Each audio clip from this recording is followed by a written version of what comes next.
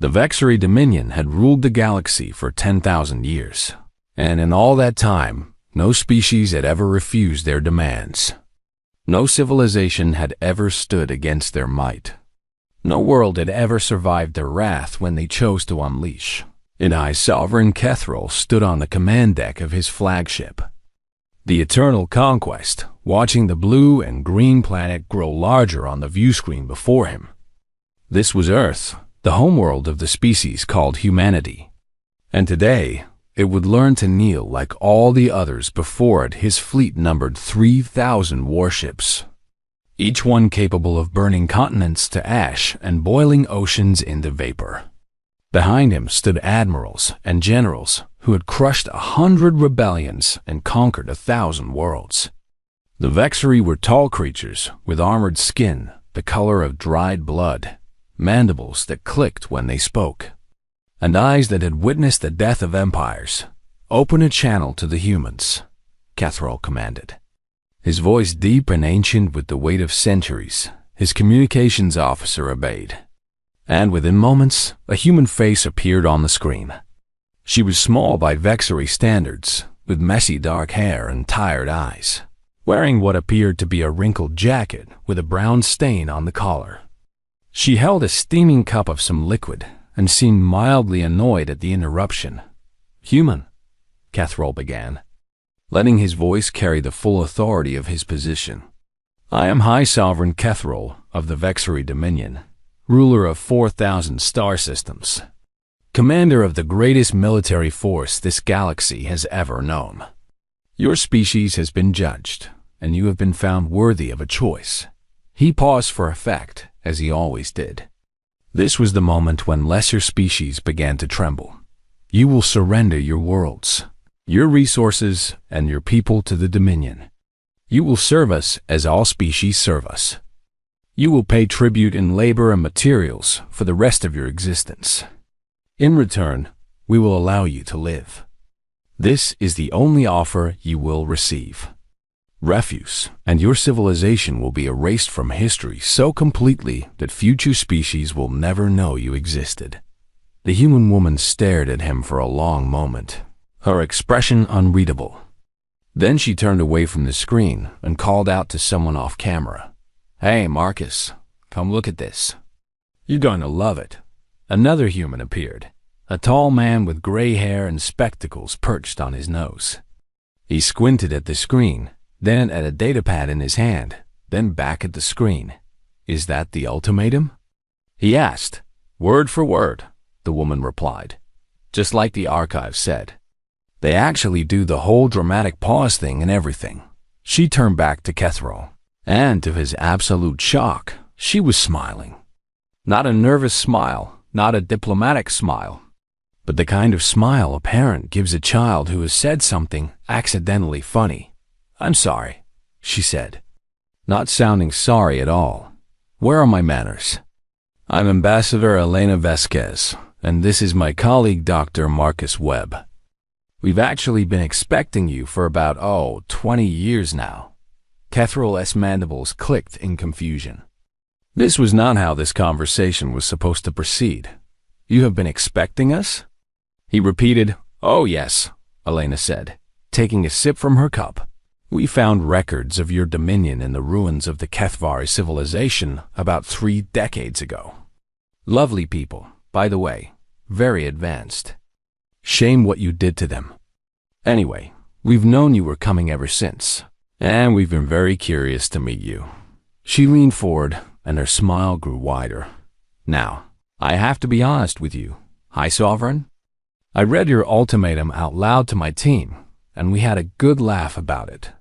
Not to be rude, but we found the whole thing rather adorable.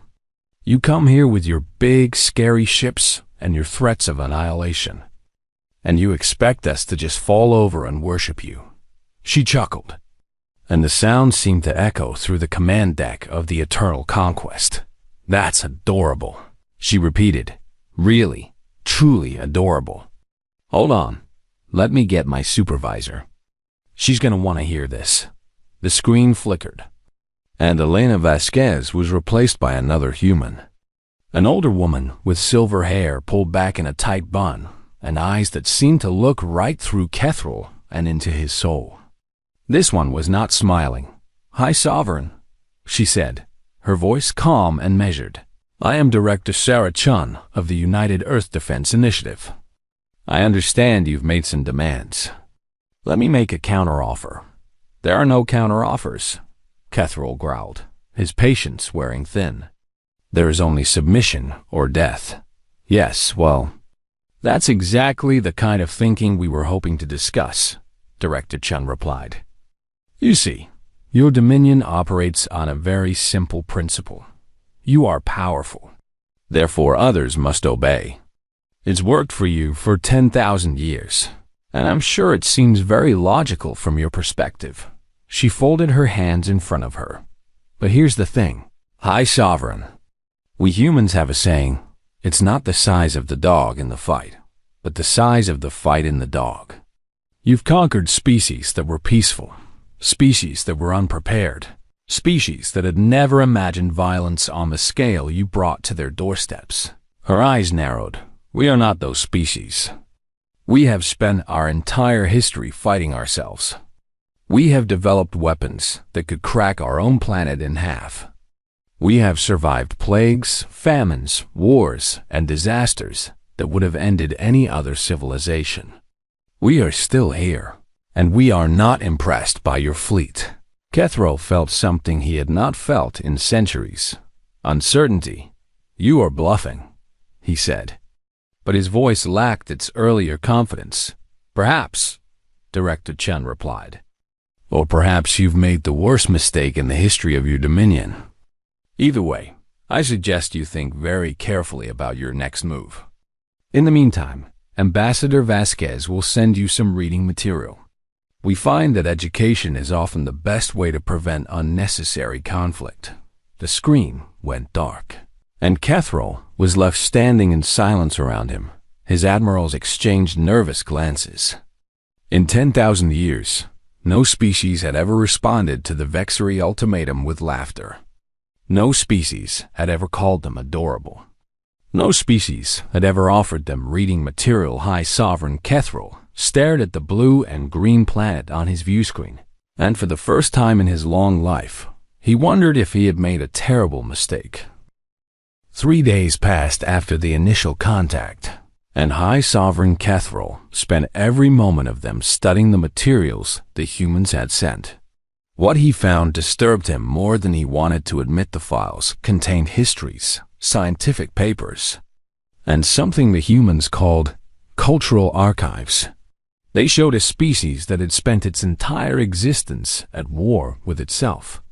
They showed weapons that could level cities in seconds, diseases engineered to kill millions, and conflicts that had nearly destroyed their entire civilization multiple times. But they also showed something else: survival. No matter what humanity threw at itself, no matter how close they came to extinction, they always found a way to continue. They adapted, they rebuilt, they grew stronger. His admirals dismissed the files as propaganda, designed to frighten and deceive.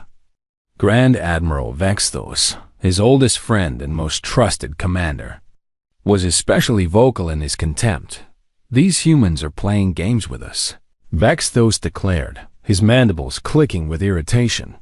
"They show us pictures of their little wars and expect us to be impressed. They know nothing of true power. Let us show them what the Vexery can do." Kethril considered this. Perhaps his admiral was right. Perhaps the humans were simply trying to buy time with their strange confidence and their stranger files. There was only one way to know for sure. Very well, he said. "We shall give them a demonstration. Find me an uninhabited target in the system." The scanning officers worked quickly, and within minutes, they had identified a small moon on the outer edge of the solar system. It was a dead rock, barely 1,000 kilometers across, with no atmosphere and no signs of life. "It would serve perfectly. Lock primary weapons on the target," Kethril commanded. "Full power." The Eternal Conquest was the most powerful warship in the Vexery fleet. Its main cannon could shatter continents and boil oceans. It had destroyed hundreds of worlds over the centuries. And today it would show these arrogant humans the true meaning of Vexery might.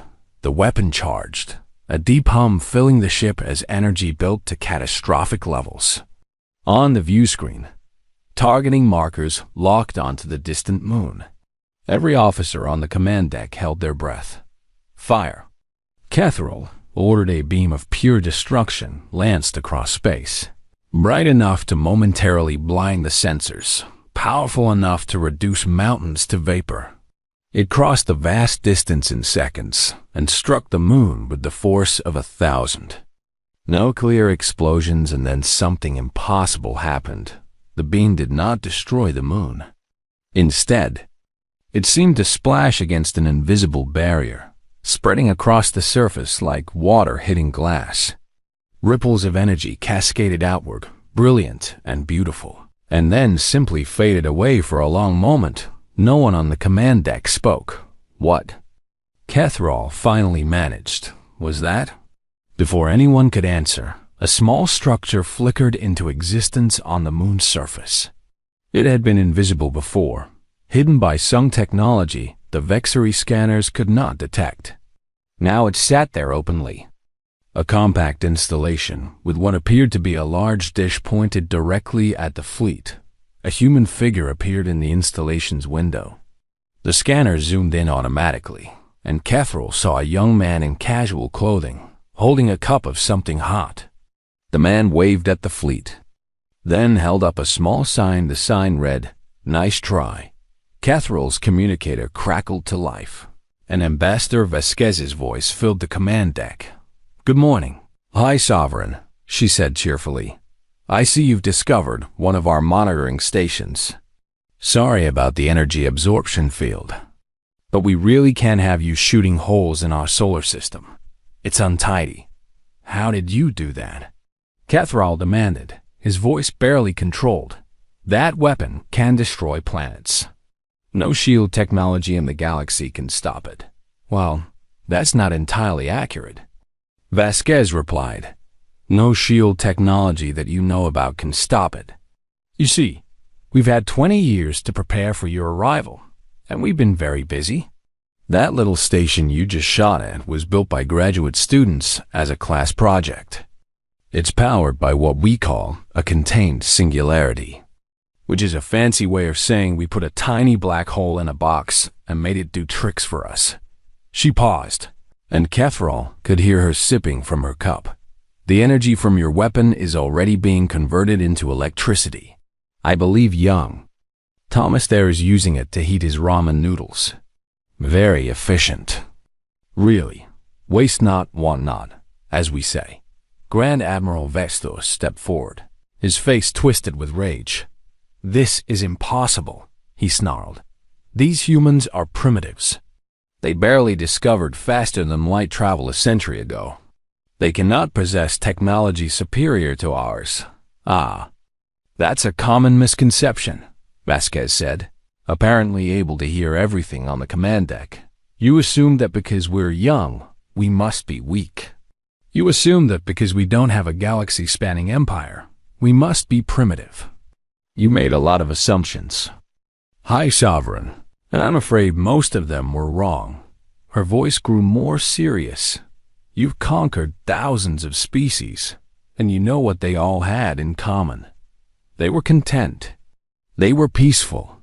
They had no reason to develop weapons capable of ending their own existence.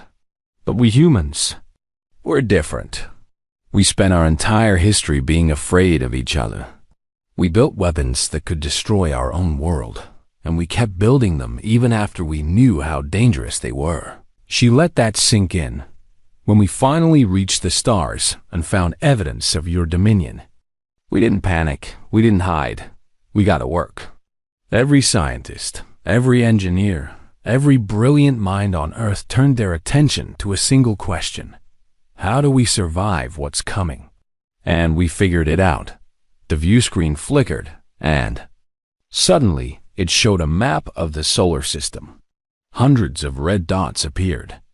scattered across every planet, moon, and asteroid belt. Each dot represented a hidden installation, a weapon, a trap. Those are just the ones we're willing to show you, Vasquez said. The real defenses are elsewhere, and I'm afraid I can't tell. You where? Professional secrets and all that. Kethral stared at the map, his mind racing. If the humans were telling the truth, then his fleet was surrounded by weapons he could not see and could not fight. If they were lying, it was the most elaborate bluff in galactic history. What do you want? He finally asked. Now we're getting somewhere, Vasquez replied, and he could hear the smile in her voice. I think it's time we had a real conversation, don't you? Face to face, no weapons, just talking. Director Chun would very much like to meet you in person. She promises not to laugh too much. High Sovereign Kethral, conqueror of 1,000 worlds, looked around at his admirals. He saw fear in their eyes for the first time in millennia. He saw uncertainty and confusion and the beginning of something that might have been respect. Very well, he said slowly. I will meet with your director. But I warn you, Ambassador, if this is a trap, my fleet will reduce your planet to ash. Oh, High Sovereign, Vasquez laughed. If we wanted to trap you, you would already be trapped. See you soon. The communication ended, and Kethral was left alone with his thoughts. Outside the viewport, the moon that should have been destroyed sat unchanged in the darkness of space. And somewhere on its surface, a graduate student named Thomas was eating ramen noodles heated by the power of a weapon that had killed billions.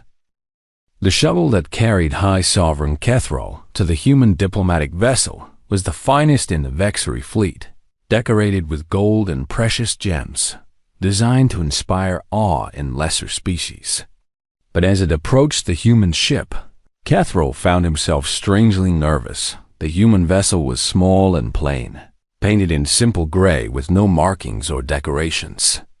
It looked more like a cargo transport than a diplomatic cruiser. And yet, knowing what he now knew about human technology, Kethral suspected that appearances were deceiving. His guards wanted to accompany him. But the humans had been clear. The High Sovereign alone, no weapons, no escorts. It was a sign of trust, they said. Or perhaps a test. Kethral was no longer certain which the airlock cycled open, and he stepped into the human ship. The interior was as plain as the exterior, with white walls and simple lighting. Ambassador Vasquez was waiting for him, still holding her ever-present cup of coffee. Welcome aboard the Resolution. High Sovereign, she said with a warm smile. I hope the trip wasn't too uncomfortable. Can I get you anything? Water, tea, something stronger perhaps. I require nothing. Kethral replied stiffly. Take me to your director. Vasquez shrugged and led him down a narrow corridor. They passed humans of all sizes and ages, some in uniforms and some in casual clothing. None of them seemed impressed or frightened by the presence of a Vexery. A few even nodded politely as they walked by. The conference room was small and simple, containing only a round table, several chairs, and a holographic projector in the center. Director Chun was already seated, her silver hair gleaming under the soft lights, her eyes sharp and watchful. High Sovereign, she said, gesturing to a chair. Please sit. We have much to discuss. Kethral lowered himself into the chair, which was surprisingly comfortable, despite being designed for smaller beings. Vasquez took a seat nearby, pulling out a datapad and setting it on the table. Before we begin, Director Chen said, I want to show you something. A bit of history, if you will. I think it will help you understand why we responded to your ultimatum the way we did. She activated the holographic projector, and an image of Earth appeared, floating above the table. It was beautiful, blue and green and white, alive with color. This is our home, Chun said. We've only had it for about 200,000 years, which I understand is very young by galactic standards. But in that short time, we've done remarkable things. The image shifted, showing ancient cities and primitive wars. Humans fighting with swords and spears, burning villages and conquering kingdoms. We started like most species, I suppose. Small tribes competing for resources, growing into nations, building empires. But unlike most species, we never stopped fighting. Every generation found new reasons to kill each other, new weapons to do it with, new ideologies to justify it. The images grew more terrible, trenches filled with bodies, cities in flames, mushroom clouds rising over devastated landscapes. In our 20th century, we developed weapons capable of destroying our entire civilization, Chun continued. A voice calm and measured. Not just one nation, not just one continent, but everything. We pointed these weapons at each other and dared our enemies to make the first move. We lived like that for decades, always one mistake away from extinction. Kethril watched in silence. He had seen war, had ordered the destruction of entire worlds. But there was something different about what the humans showed him. There was a desperation, a madness, that he had never encountered before. And then something strange happened, Chen said. We didn't destroy ourselves. We came close many times, but we always pulled back. We learned to live with the fear, to use it, to let it drive us forward. We took all that destructive energy and channeled it into something else. The images changed again, showing rockets launching into space, astronauts walking on the moon, probes sailing past distant planets. We reached for the stars because we knew that staying on one world meant eventual death. A single asteroid, a single plague, a single war could end everything we had built. So we spread out, slowly at first, then faster. We built colonies on Mars and the moons of Jupiter. We sent generation ships to nearby stars. We did everything we could to ensure that no single disaster could wipe us out. She leaned forward, fixing Kethril with her piercing gaze, and then we found the ruins of the Kethvari. A beautiful civilization, advanced and peaceful, destroyed by your dominion 3,000 years ago. We found their records, their warnings, their desperate final messages to any species that might come after. And we knew that you would come for us eventually. Director Chun smiled, but there was no warmth in it. You see, High Sovereign, your dominion has conquered species that had never known war. Species that had never faced extinction. Species that had never looked into the abyss and survived. But we humans, we've been staring into the abyss our entire existence. We've seen the worst of what we can do to each other, and we're still here. She gestured, and the hologram changed one more time. Now it showed schematics, weapon systems, defense networks, technologies that made Kethril's eyes widen with disbelief when we knew you were coming. We didn't build a fleet, Chun said. Fleets can be destroyed. We didn't build an empire. Empires can be conquered. Instead, we built something else entirely. We made ourselves impossible to defeat. She pointed to different systems as she spoke. Every human colony is a fortress, hidden and defended by weapons you cannot imagine. Every human ship carries enough firepower to destroy a star. Every human citizen has their consciousness backed up on servers scattered across the galaxy. Even if you destroyed Earth, destroyed every human body in existence, we would still survive. We would still remember. And we would still come for you. Kethril felt cold. In 10,000 years of conquest, he had never faced an enemy like this. An enemy that had prepared for the worst because they had already survived it. You threatened us with annihilation, Director Chun said quietly. But annihilation is something we've lived with our whole lives. It's not a threat to us. It's just Tuesday. She stood, and despite her small stature, she seemed to tower over the High Sovereign. So here's my question, Kethril. What do you want to do now? You can go back to your fleet and order an attack, and we will defend ourselves. Your ships will be destroyed. Your soldiers will die. and the Vexury Dominion will learn why the galaxy should fear humanity. Or you can sit here with me and talk about a different future. One where nobody has to die. She extended her hand, a human gesture of greeting and trust. The choice is yours, High Sovereign. But choose wisely. We've been waiting a long time for this moment, and we're very, very good at waiting. Kethril looked at her hand, then at her face. Then at the holographic display, still showing human weapons capable of unimaginable destruction. He thought about his fleet, his empire, his 10,000 years of conquest.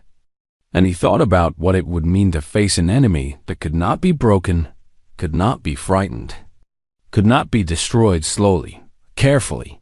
He reached out and took her hand.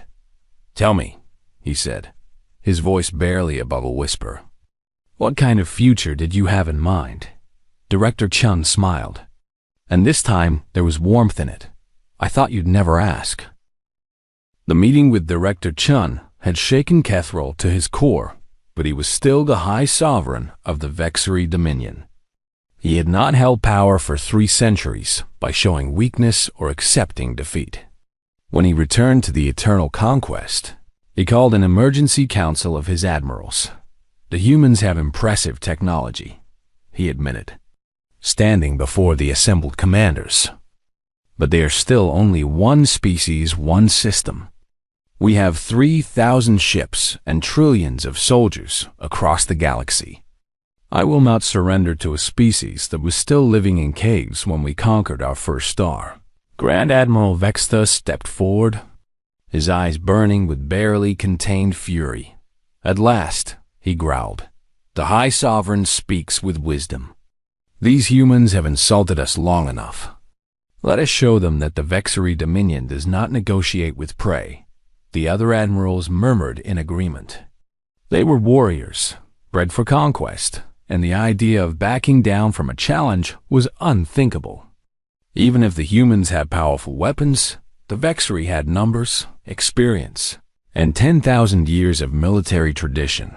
"Order the fleet to attack formation," Kethril commanded. "All weapons online. We will strike at their homeworld with everything we have. If their defenses are as strong as they claim, we will find the limits. If they are bluffing, this war ends today." The fleet moved into position, 3,000 warships forming a massive sphere around Earth.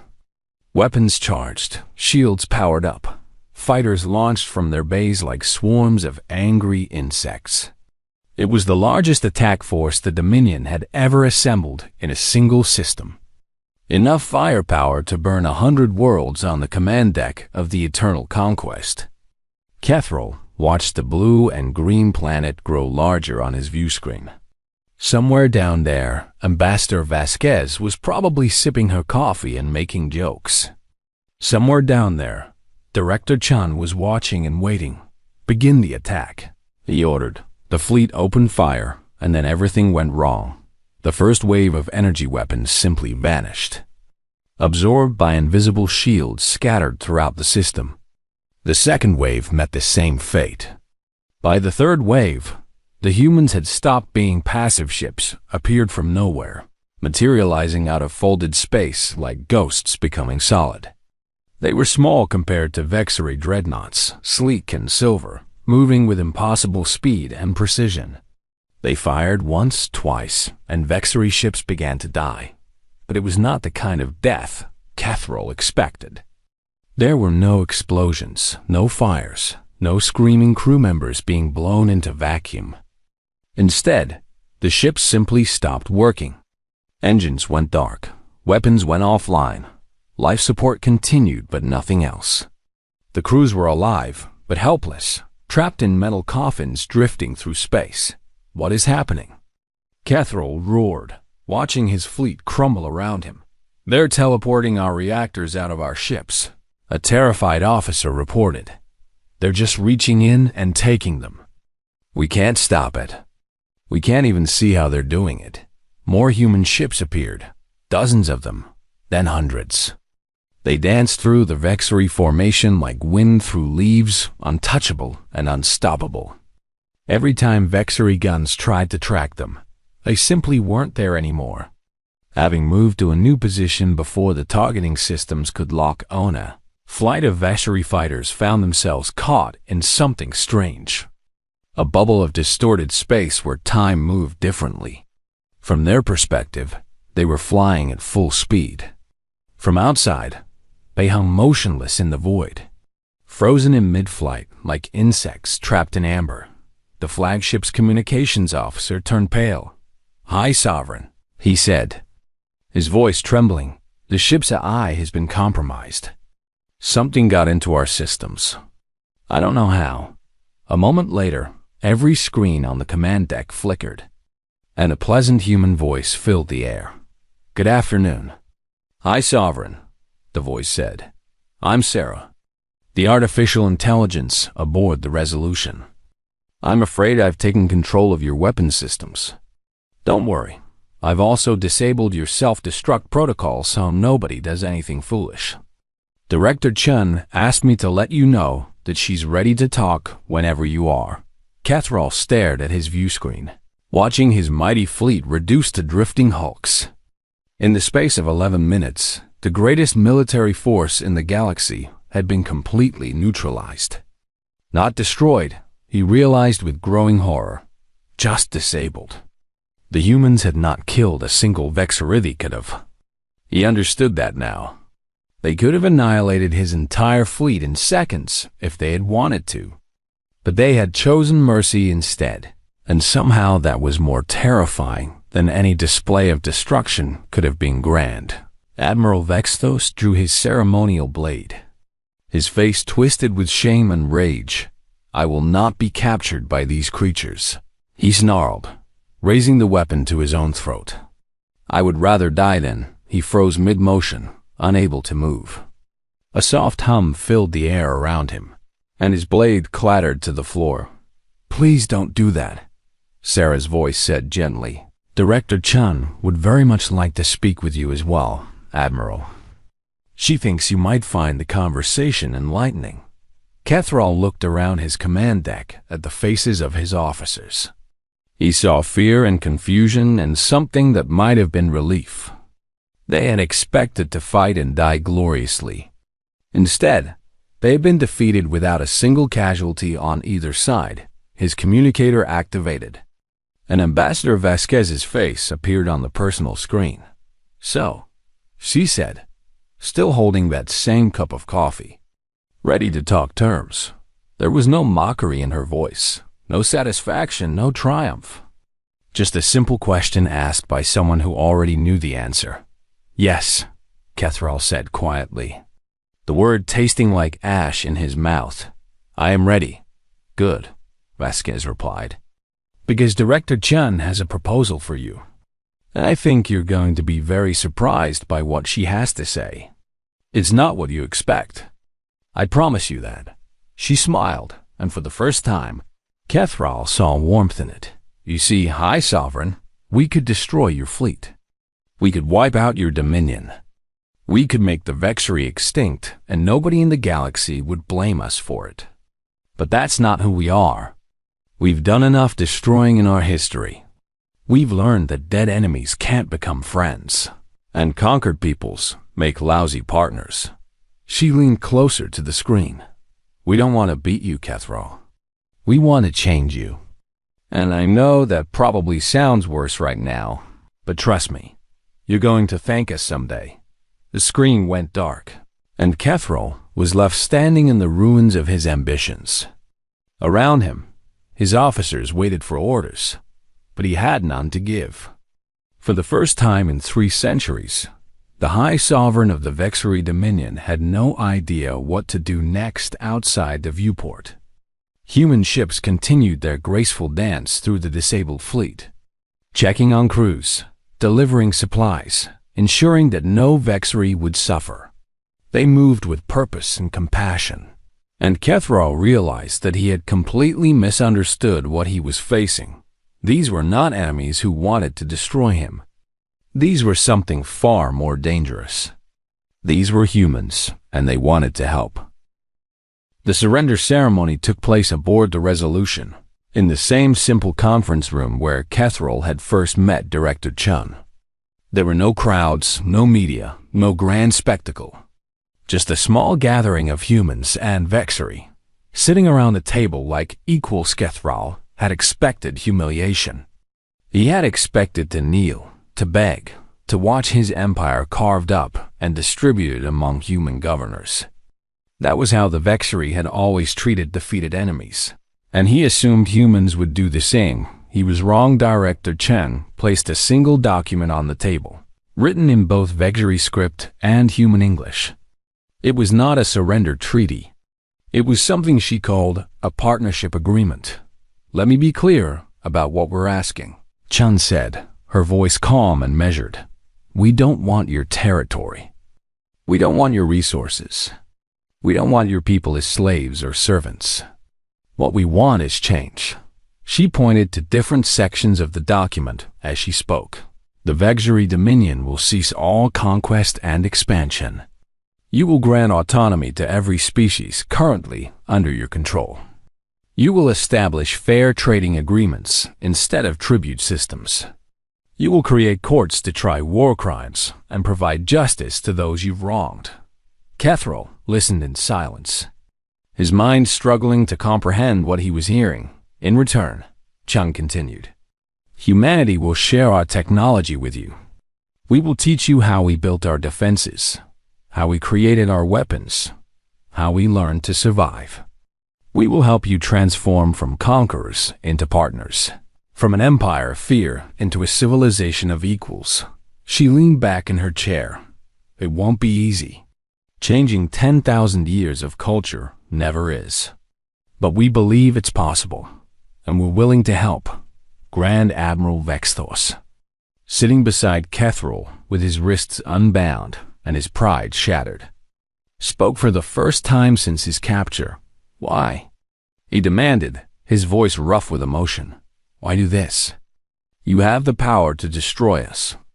Any other species would take revenge for the thousands of civilizations we've crushed. Why show us mercy?" Director Chun looked at him for a long moment, and when she spoke, her voice was soft. "Because we've been you," she said simply. "Humans have built empires. We've conquered and enslaved and destroyed. We've committed atrocities that still haunt us centuries later. We know what it's like to be the monster, and we know what it takes to become something better." She reached into her pocket and pulled out a small photograph, placing it on the table. It showed a city in ruins, buildings shattered, smoke rising into the sky, bodies lying in the streets. "This is Hiroshima," she said. "In 1945, humans dropped a nuclear weapon on this city. 80,000 people died in seconds. It was not the first atrocity we committed, and it was not the last. But it was a turning point. It made us realize that we had the power to destroy everything we had ever built. And we had to choose whether to use that power or to become something new." She picked up the photograph and put it away. "We chose to become something new. It took us centuries, and we made many mistakes along the way. But we learned that destruction is easy and creation is hard. We learned that dead enemies can't grow, can't change, can't become friends. We learned that the only wars worth winning are the ones that end with nobody losing." Kethril stared at her, and for the first time, he saw not an enemy but a teacher. Not a conqueror but a guide. "You could have destroyed us," he said slowly, "but instead you're going to help us. And that's worse, isn't it? Because destruction ends things, but what you're proposing changes everything." Chun smiled, and there was genuine warmth in it. "Now you're beginning to understand." The signing of the partnership agreement was quiet and solemn. Kethril pressed his claw to the document, and just like that, 10,000 years of Vexery conquest came to an end. Not with fire and blood, but with ink and promise in the days that followed. Human ships began escorting Vexery vessels to the far reaches of the Dominion. They carried teachers and diplomats, engineers and artists, philosophers and healers. They brought with them books and music, science and poetry, all the accumulated wisdom of a species that it learned to survive itself. It was not easy. Kethral had known it would not be easy. The Vatri military commanders resisted at first, unable to accept that their way of life was ending. The conquered species were suspicious and angry, demanding revenge that the humans refused to allow. There were protests and riots, assassination attempts and rebellions, but slowly, gradually, things began to change. The first generation of Vexari children to grow up under the new system were different from their parents. They had human teachers alongside Vexari ones, learning history and ethics, philosophy and compassion. They questioned the old ways, challenged the old assumptions, built new friendships with species their ancestors had enslaved. Dethral watched these changes with a mixture of wonder and grief. Wonder at what his people were becoming, grief for the empire he had lost. But as the years passed, the grief faded, replaced by something that felt almost like hope 50 years after the surrender. He stood on a stage at the University of Mars, looking out at a sea of faces. Humans and Vexari sat side by side, along with representatives from dozens of other species. They had come to hear him speak, to learn from the former conqueror, who had become one of the galaxy's most respected teachers. "I want to tell you a story," he began, his voice amplified through the Great Hall. A story about a species that ruled the galaxy through fear. A species that believed power was the only thing that mattered. A species that threatened humanity and received something it never expected in return. He paused, his mandibles clicking in what his students had learned to recognize as a smile. The humans have a saying, "If you want peace, prepare for war." I used to think I understood what that meant. I thought it meant building bigger weapons, stronger ships, more terrible armies. I was wrong. He looked out at the crowd, at the young faces eager to learn, at the old faces that remembered the dark times. The humans didn't prepare for war. They prepared for everything. They prepared to be attacked, but they also prepared to survive. They prepared to fight, but they also prepared to forgive. They prepared to win, but they also prepared to help their enemies become something better. He spread his arms wide, encompassing the Great Hall, the university, the planet, the galaxy that had been transformed by human wisdom and human mercy. When my empire tried to threaten humanity, they didn't cower. They didn't beg. They didn't even get angry. Do you know what they did? He paused again, letting the silence stretch. They chuckled. They laughed at us, not because they were arrogant, but because they knew something we didn't. They knew that the universe is vast and full of dangers, and that the only way to truly survive is to help each other. They knew that empires built on fear will always crumble, but civilizations built on cooperation can last forever. He lowered his arms and looked directly into the recording cameras that would broadcast. His words across the galaxy. I used to be a conqueror. Now I am a teacher. I used to destroy civilizations. Now I help build them. And I owe everything I have become to a species of small, fragile creatures who refuse to be afraid of me. His mandibles clicked one final time.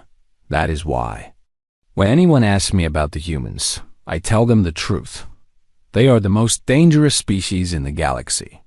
Not because they can destroy you, but because they can make you want to be better. And that is a power greater than any weapon ever built.